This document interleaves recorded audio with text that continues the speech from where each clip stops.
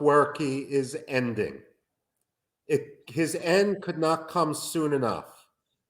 He's 77 years old, and even though he may believe that he is going to last forever, it's clear that Isaias Afwerki is a has-been who will be quickly forgotten in history.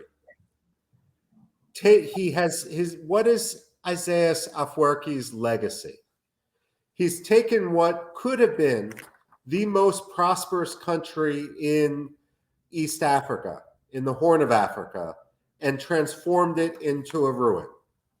By any objective measure, be it the World Bank, be it the International Monetary Fund, be it by any number of other independent assessors, Eritrea is a disaster.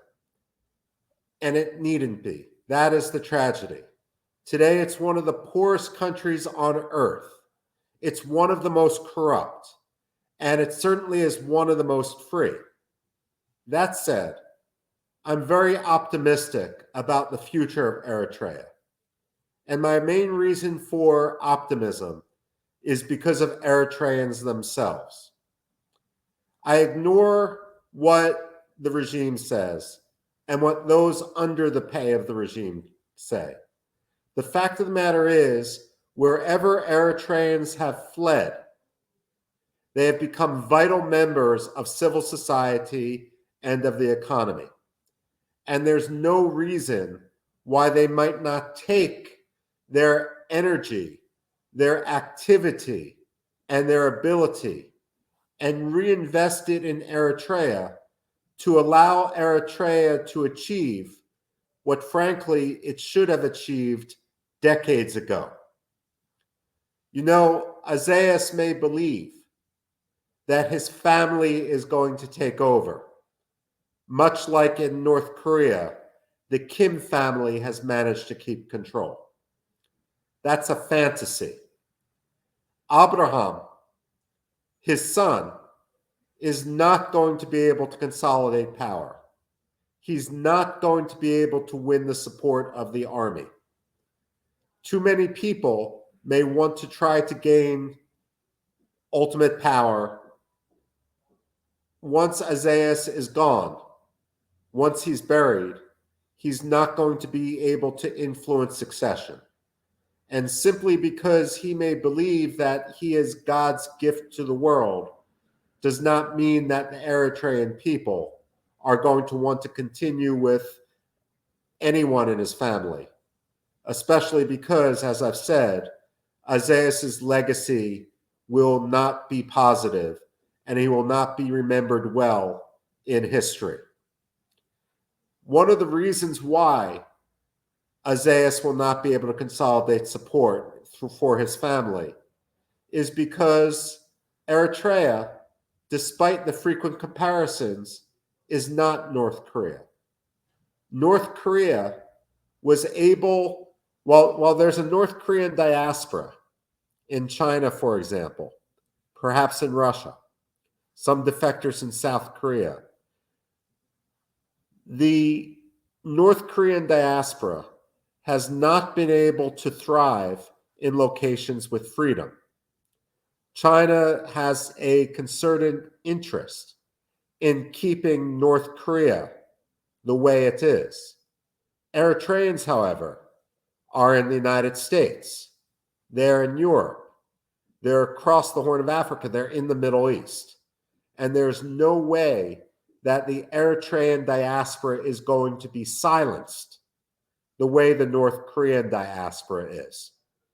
That is perhaps the key point as we look forward. Location is huge in this case. It means that it will be impossible to isolate Eritrea, and it will be impossible to prevent Eritrea from achieving what it is meant to achieve. There simply are too many people in the diaspora at this point. Imagine, right now, President Isaias illegally seeks to impose and imposes a 2% tax effectively on ethnicity. This isn't like the American bad policy, admittedly, of our own expatriate taxation. Because when people are no longer a citizen of Eritrea, this tax is still imposed. And if they do not pay this tax, their family pays the price. It's organized crime. It's not simply taxation. However, one of Eritrea's greatest, its greatest resources is, of course, its diaspora, is, of course, the remittances which its diaspora pay. Now, if the Eritreans had the ability to invest in their own country, invest in their own families, not as a means of paying off a mafia boss, but rather as a means to rebuild their country in a way that will grow its wealth, then there's no reason why they should limit their investments to 2%. The fact of the matter is, with a transparent economy, with a free market, with a transparent rule of law, where everyone is equal under the law, with a concerted effort to punish and criminalize corruption, then Eritrea could truly grow rich. Eritrea could be to the Red Sea what Dubai is to the Persian Gulf. We know that Eritreans are very much cosmopolitan. Part of that is due to the colonial legacy, and part of that is simply due to their location on the Red Sea. When you are on a major seaborne trade route, you're used to doing trade, interacting with people of all different faiths, of all different nationalities. Once again, this is going to be a major strength of Eritrea in the future. It's important, especially with Isaias being 77 years old, to recognize that there will truly be independence. Not independence as Isaias had claimed in 1991, but a true independence, an independence from Isaias Afwerki's family and their parasitic history upon the country. Because Isaias is 77 years old, because he has suffered strokes, because he's not going to live forever, it's crucial that all the diaspora and all the governments in the world start planning for the day after. The biggest disaster that could befall Eritrea is if any of the countries with which Isaias deals, be it economically, be it for the military base, decide that they are going to intercede and crush the Eritrean people's desire for freedom in order to maintain a lease over, for example, the Air Force Base, or to be able to maintain a contract. Therefore, what it's crucial to come to a consensus upon is that when Isaias dies, Eritrea can maintain its neutrality. It's not going to be a pro-American state. It's not going to be a pro-Chinese state. It's not going to be pro-Ethiopia or pro-Russia. Rather, Eritrea should only be pro-Eritrea, and yet welcome the contributions of all those from different nations in the diaspora.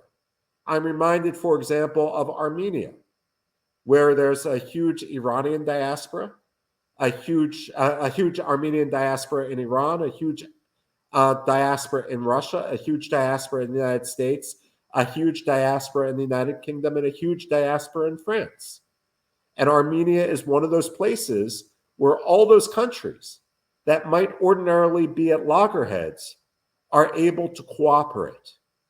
The expression in English, of course, is when you're given lemons, you make lemonade. And Eritrea is well situated in the future to make lemonade if all those countries with an interest in Eritrea recognize that the greatest value for Eritrea is to remain independent, that it's to remain a space where there can be free commerce. Another analogy would be Lebanon to Syria.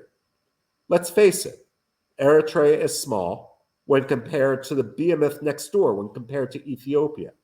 There's another analogy here between Lebanon and Syria. Lebanon is much smaller than Syria. And yet, because Lebanon is a maritime country, because Lebanon embraced mercantilism, because Lebanon wanted to trade with everyone, Lebanon, even though it still has corruption, it still has government dysfunction, even though it had the tragedy of the Civil War, Lebanon was able to provide a breathing space and not become like Syria. I would argue that Eritrea and Eritreans in their future should look at Lebanon as it was at its best, as perhaps a model which they could follow. And of course, when Lebanon descended into civil war, a lot of it was because of the diversity of the country. Eritrea has an advantage in this, in that it isn't beset by some of the same diversity, some of the same forces that tear Lebanon apart, even though, of course, Eritrea itself does have both sectarian and to some extent ethnic diversity.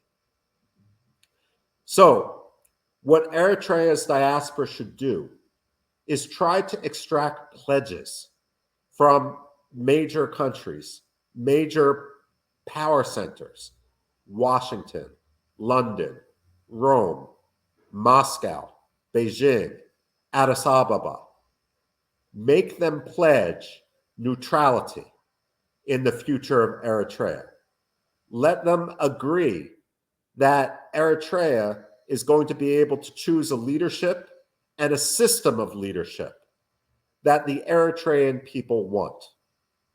It's crucial that the opposition and the diaspora organize.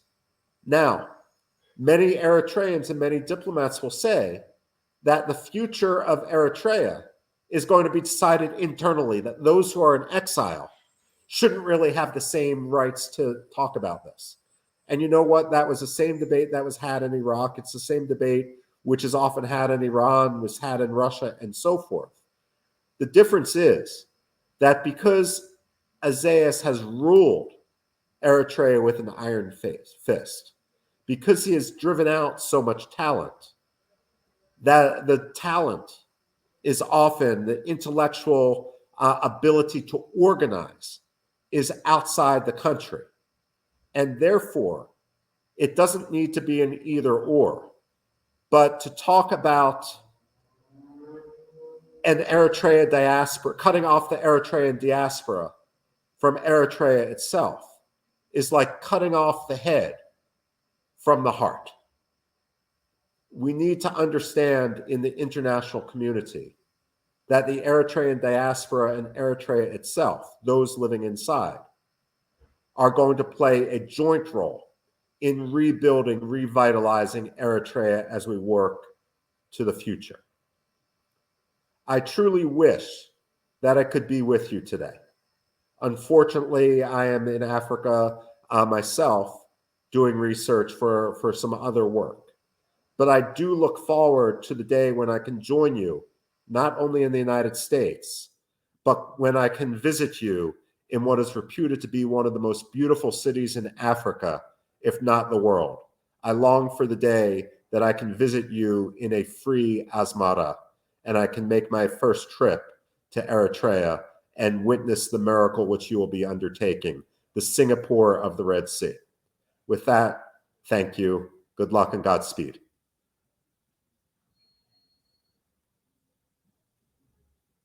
You're muted. Thank you so much, Dr. Rubin. Thank you. Okay. Yeah, good. Okay, I can log off.